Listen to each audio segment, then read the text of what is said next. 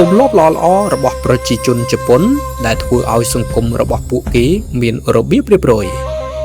1. គោរពវិន័យនិងពេលវេលាជប៉ុនគោរពពេលវេលាខ្លាំងណាស់រថភ្លើងឬការណាត់ជួបភាគច្រើនមិនយឺតឡើយ 2. ស្អាតនិងរក្សាបរិស្ថានមនុស្សជប៉ុនមិនចោលសម្រាមផ្ដេសផ្ដាសស្ទើរតែមិនឃើញតែម្ដងហើយពួកគេយកសម្រាមទៅចោលនៅផ្ទះផងដែរ 3. គោរពអ្នកដទៃការសំពះឬឱនរំទោនគឺជាវិធីសំខាន់ក្នុងការសម្ដែងការគោរពនិងអភ័យទោស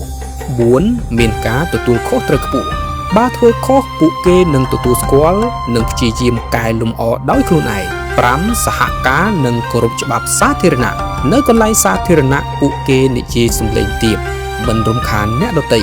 ហើយគោរពច្បាប់យ៉ាងម៉ឺងម៉ាត់